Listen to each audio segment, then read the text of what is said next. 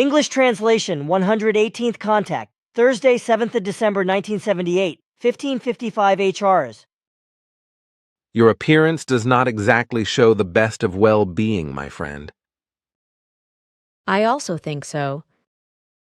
You seem to have great pains. It is not even that bad. Your words contradict your appearance. We know very well, however, that your health leaves very much to be desired. You are ill, very ill even, quite apart from your new injury, which we will look at immediately. Oh, I myself know well enough that it is very bad for me. I feel it every day.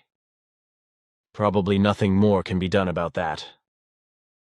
My time, too, has to run out someday. But on the other hand, my head might already be in the best order again in a short time. It is indeed only a light concussion, and it just gives me some headaches. Sure, it is indeed true that also your time is not unlimited and will come to an end one day. But that this time must be shorter by about a half, just because you were driven into a nervous physical destruction through the irrationality of various group members or former members. That might be very much more than just of incorrectness and of the irresponsible self-addiction of the fallible ones. Is it absolutely necessary to broadcast how many years of life I still have before me?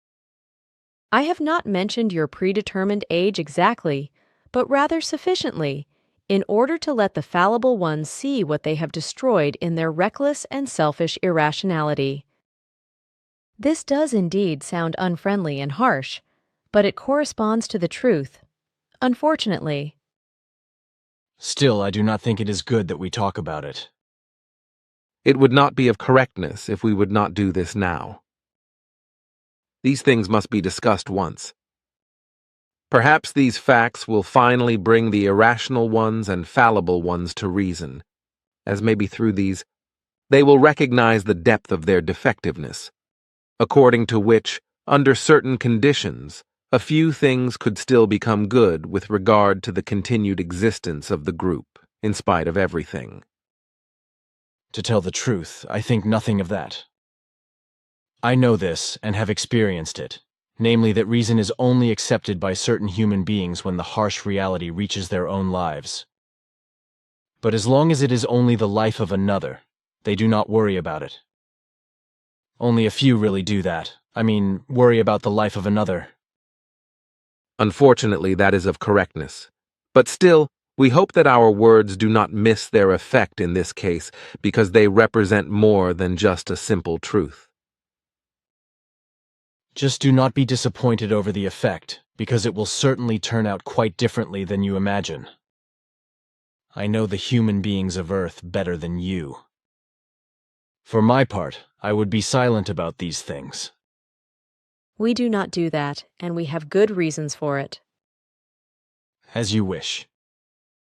Now tell me, my son, could you find out something to do with that which I communicated to Simyase by way of thought? It was possible for me, yes, but before I inform you about my results, I would like you to describe the incident to me personally. Perhaps I have overlooked something in my observations of the past.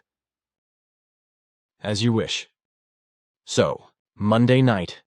Last Monday, the 4th of December at 20:53 HRs, I was driving up the hill with my wife in Madeline's Sunbeam by the garage, when suddenly the engine howled and the throttle could not be taken away.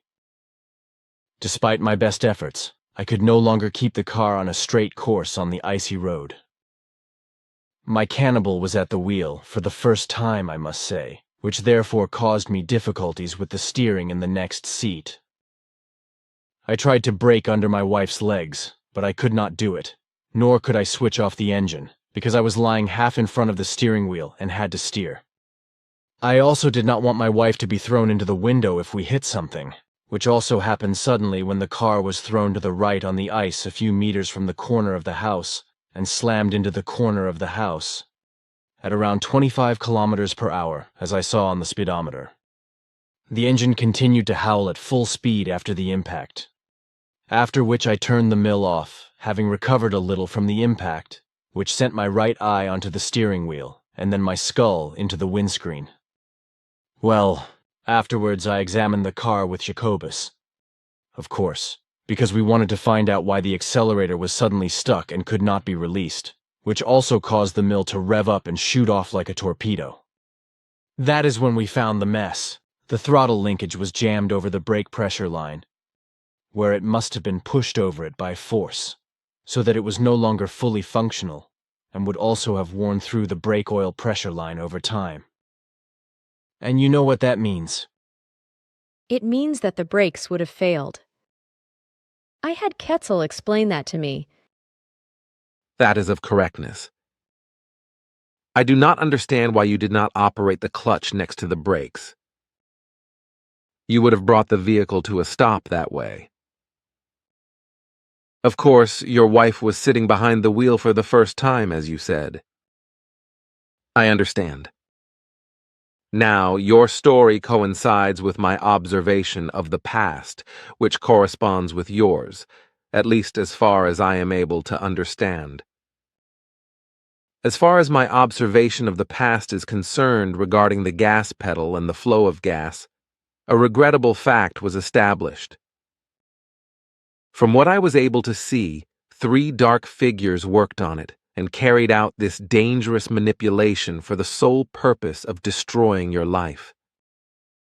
These people cold-bloodedly accepted the fact that the lives of other persons would also be endangered. But with respect to this, my friend, we warned you months ago and at our last meeting that you should be very alert at night. Your enemies have been preparing very unpleasant things for some time. But you did not listen. The result of this is what you have now experienced. The incident could have easily cost you your life. What should we do then, if we are not enough people? Should we conjure up some? We know about the lack of persons, which is why we also told you recently that H should become a resident in the center. But he will not agree to that, using various excuses. They are all null and void, and also have no meaning whatsoever. If he expends only half of the sense of duty, in which he always prides himself, then he will be living with you all very soon, in order to share your tasks, and indeed, finally, in a sincere and loyal form. Should he not do this, then he is not worthy of further presence in the group, which we have often stated, however. That will not please him very much, and as I know him, he will certainly feel insulted by your words unjustifiably again, as this is his nature, because he really does not think about that. That is a very deplorable characteristic of his, which has no justification at all, however. He should finally strive to become a mature and sincere human being in his thoughts and actions. Man, oh man, that will boost his rage. But let us leave that, and tell me, what is the deal with the 3 dark figures of which you have spoken? It concerns 3 men of the group of Brazilians, known under the name Men in Black. One of the 3, who were with you all, monitored your center from last Friday night to the early morning hours of Saturday, while the 2 others carried out the manipulation on the vehicle in which you and your wife had the accident. Afterwards, they drove away in a large black vehicle. Uh-huh. And where are the birds now? I would like to get them into my hands. They are already back in their base in security. They are indeed rather nicely careful. You know very well why, but in the future, you should follow our advice and monitor everything well. You easily say that. By the way, also Engelbert complained to me yesterday that he has quite lousy dreams. Do you know anything about this, that some outside influences could be at work there? With certainty, that is not the case. I suppose that Engelbert has complained about his own such dreams? Yes. That was my assumption. His dreams are likely triggered by the very deplorable incidents of recent weeks and months, which produced an overload in him which he is simply no longer able to bear. Everything accumulated in him until it led to an explosion, which apparently only pushed itself to the surface through his dreams, fortunately. This is completely natural, but also harmful and dangerous over time if he does not try to bring himself back into his own power nervously and mentally. This should not be too difficult for him because he usually brings such attacks from the subconscious very well under control. With the whole happening, he should just be very careful that his manner, attacked by this, does not spread to his family members or to the group members, as this is frequently the case in such instances, because due to such phenomena, the behavior towards fellow human beings usually changes in an aggressive form, which the fellow human beings then simply do not accept and do not cope with because it is, after all, an unjustified attack. But he can be reassured concerning this, that truly no outside influences whatsoever appear at present or have appeared in the last time, apart from the regrettable issues surrounding the vehicle. But now, my friend, I would still like to see what kind of damage you suffered on impact with the vehicle. Sit down here. Damn, you simply cannot let it go. Okay then. I have already suspected this. Of course, you play down your injury as usual. This is not as light as you said. There has been a rather strong concussion of your brain which must cause you great pains. Although it is not dangerous, you could still suffer from severe headaches in the future if you do not give enough attention to healing. You should not move too much and should also sleep a lot so that you have good rest. We ourselves cannot do anything about this, unfortunately, because in this case the healing only lies with sufficient rest. I also know that, my son, but you will still give me the report today, right? That would probably be best, so that afterwards you have your rest. But after that, we will first get in touch with you again once your injury is healed. Calmly do that, my son. Then I can take a little vacation once and continue writing my fairy tales. You should refrain from that because it is not good for you in your condition. That is a true word. Beware for the time being of stringent work and seek for yourself the necessary rest, which you also otherwise need extremely. Now farewell, my friend, and follow my instructions. I will, at least for as long as it still lasts. I really feel very miserable. That also is not to be expected differently in your condition. Now farewell, my friend. Bye, General, and also all love to you, girl. Take care. Goodbye, and please, take care of yourself. I will. I promise you that. Bye-bye.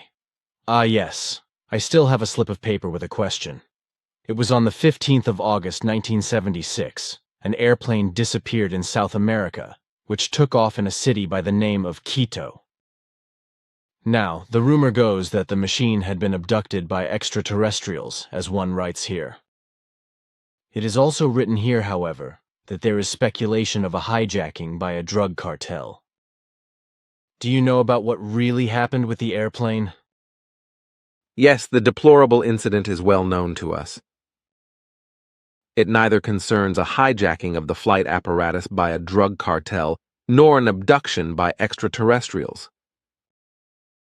The flying apparatus crashed at nearly 6,000 meters of altitude into the volcanic mountain Chimborazo in the Andes in Ecuador.